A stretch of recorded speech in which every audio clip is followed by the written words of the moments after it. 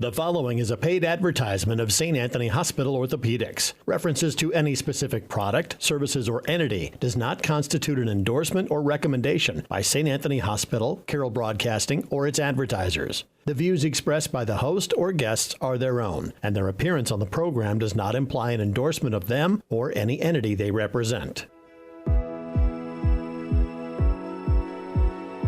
Welcome to the St. Anthony Hospital Orthopedic Show with Dr. Richard Godding. Dr. Godding specializes in joint preservation, reconstruction, and replacement surgery, and brings over 25 years of orthopedic excellence to St. Anthony Hospital and to the Carroll area. For more information about Dr. Godding, his practice, or St. Anthony Orthopedics, go to santanthonyhospital.org or make an appointment by calling 712-794-5536. Good Sunday morning, Iowa. It's Dr. Rick Godding, and thank you for choosing to spend a little bit of time with me here this morning as we barrel towards the holiday season. We are now, as you are listening here on this particular Sunday, that's right, 5 days from Thanksgiving. Wow, huh? Sorry, 4 days from Thanksgiving, I guess. But since it's morning, I guess you could count that you still have the rest of Sunday to go prepare. Better get your turkey, all that stuff. It's, I love Thanksgiving. I love to make the big dinner. We have some guests coming in from out of town, and the boy is the same age as my youngest, and so they're both 15. And she loves to bake, as I probably have mentioned over the years. And, she used to bake cookies for my patients who were getting joint replacements. But, she had more time when she was 6. It's one thing you don't have time for. I guess not one thing you don't have time for, but just that phase in your life. I mean, it's just, I can't believe how busy it is with 2 teenage girls. I never would have believed that it would be somehow busier than when they were younger, because they just have so many more things that are happening, I guess. But I think it's a little less busy than it was 2 years ago when neither one of them could drive. So at least since my oldest is fully driving and my youngest has the school and work permit, it makes it easy, which is wild to me because, we didn't have that when I was young. 15 and a half, you got your permit, and you could drive like they are permitted here, except you could not drive by yourself at all, like to school events or not. And that was not a thing. That was in Oklahoma. But yeah, anyway, so here we are, rounding the corner into the holiday season. And like I always say, my dad told me that things would get faster and faster and faster as you get older. And it is starting to blaze past. And it's, it's one of those things where when I used to think about what's going to be going on in 30 years, it was, pretty much what I am doing. Like when I was 25, I pretty much thought, well, when I'm 55, because I was in medical school at that time. So, 55, I'll be well into my career and blah, blah, blah. Did not think I'd be in Iowa, but that it has worked out well. But now, when you're 55, the thing is, I see patients in my clinic every day who are 80 to 85. So that's 30 years from now for me. And I can tell you, there is a very wide variety in how they are getting along. And so that's the thing that makes me, when I talk on this podcast about, or the radio show, depends on how you listen to it. When I talk on the show, it's a show one way or the other, about your overall health. It's because I see it. I see it day in and day out. Your overall health is so, so important as you get older. It's not less important. It's more important. And, when I see somebody, I had a woman last week who fractured her hip and she was just early 80s, very spry, getting around great. And then you see other people who kind of have trouble on the day-to-day and they'll fracture their hip and then they take a very long time. And it's the same with knee replacements. It's the same with anything. For those of you who are my age, who are in their 50s, and there's probably not people dramatically younger than that. There's probably not a lot of teenagers listening to this show on WHO on a Sunday morning or on KCIM on a Sunday morning. But you owe it to your future self. This is what when I talk to my daughters, I say, remember, when you're studying, when you're doing these things, you are paying attention to future Madison or future Sydney. It's not just like an exercise to go through now, whether it be school or whatever, health and eating a little better and those kinds of, which is very difficult with teenagers. They just have, and I will say, I had a horrible diet when I was a teenager too, but look at it, people in America nowadays, because of those horrible diets 30 years ago, America is much less healthy. And so it's a very tough thing because we are in a culture where, you walk in the grocery store and there is just food that's just barely meets the qualifications to be called food. And there's just so many chemicals in it, and it's just this substance, but not sustenance. And so, I tell my girls all the time, eat more meat, eat more vegetables, eat less sugar and less caffeine. And I think that's a formula, right? And then also on the lower side, carbs. I'm not 100% carnivore like I used to be, but I'm basically carnivore during the week. And on the weekend, I cheat a bit, but not too much. I'm about 20 pounds heavier than I was at the beginning of the year when I was full carnivore.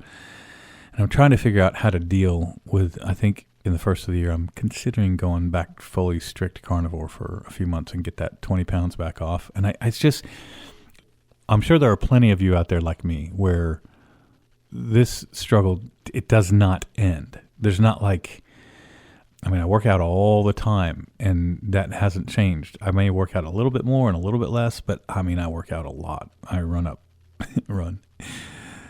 I make the motions of running. It's not very fast. I do these hill sprints, right? I talked about that. I do hill sprints, and that is closing down the opportunity to do those because I do not sprint on when it's going to be too cold, and then I don't sprint on a treadmill. I just think it's dangerous. So then I'll probably do some sort of a substitute for that, and then I'll do more kettlebell exercises. And then lots of gym work, sit-ups, lots of push-ups. I ride my bike at least once a week, sometimes twice, for an hour or two. So, I get a fair amount of exercise, but it's all diet regulation that makes the difference. And I know I'm not the only one. And it's so hard. My daughter last night made these cranberry candies, and she basically, somehow she processed the cranberries, boiled them a little bit, I guess, and then put them in powdered sugar. And of course I had to try a couple. But, with the holidays coming in, it's tough. It's tough. So I guess my advice for the holidays is try to, because I'm guessing most people listening are normal people. And if you're normal in America, you probably have at least a little bit of a weight problem. If you have at least a little bit of a weight problem, you're probably thinking, gosh, I could lose a little bit of weight. And it is that time of year. And I think my goal is, my daughter's going to make pumpkin pie on Thanksgiving. I'm going to have some pumpkin pie. I'm going to have a little bit of yams. I'm going to have a piece of bread. But I'm not going to go crazy with it. I'm going to have a little bit of stuffing. I actually didn't last year because I was still super strict on the carnivore. But I'm definitely, it takes some planning. If you're going to get through the holidays and try to start being healthier on January 1st, because that's it. That's where the renewal is, right? People want to get healthier, and it makes sense. You're charting a course for the year. But I think what you should set your goal on is to not just eat every piece of Christmas candy that you see. Just have some restraint during the holidays, and then set a goal. And right now is a great time. So my multitude of health and diet programs with which I've had success, and again, I'm pretty darn happy with where I am right now compared to where I was 2 years ago before I started the carnivore diet. And, I did my labs a year ago, and that just seems like yesterday. All of my metabolic markers were improved after a year of just eating meat and a little bit of cheese. And I was strict. I really got into it. I had a YouTube channel going, which I have left up to inspire people. but it really made a huge difference for me. And so I'm thinking about what am I going to do? And I think I'm going to have to go like super strict carnivore for the first 3 months of the year and get that 20 pounds back off before summer. Now, I'll keep you updated. But whatever it is that you decide to do, remember, as you age, your health becomes more and more important. For some people, it becomes your whole life. For other people, it doesn't. So I think if you're in your 50s and you want to not have your health and your interaction with the healthcare system be your entire life, then chart a course now. And right now, 2 months essentially, or 6 weeks left in the year, it is a perfect time to start setting an agenda for yourself. Okay, I'm going to start eating this method. Let's say you want to do the Mediterranean diet. People seem to do very well with that. I can't do very well with that because there's too many carbs on that diet. But it's basically, if you look it up, it's not a lot of red meat. It's a lot of fish. It's a lot of olive oil and, feta cheese and those kind of things. Okay, well, some people have success with that. I can't do that because anything that allows any significant amount of carbs is a non-starter for me. So I'm either keto or carnivore is the only way I'm ever going to really make the progress I want. And I know that from a lifetime of experimenting. And keto and carnivore work for a lot of people. The Atkins diet, that's the same thing. But whatever you want to go get on Mounjaro or one of those Ozempic or something like that, I would probably make sure you do that under supervision of a doctor. I think there's ways now to get around that and to sort of call in and have people do it for you online. But I know some people in my life who have had tremendous success with that, although it does require discipline as well. You do need to, you still can't take Mounjaro and then go to the donut store. That just doesn't work. You have to change the type of things you're eating as well as the amount, because the amount will sneak up on you. You don't have to eat a lot of donuts to make it really bad for you. I mean, donuts are easily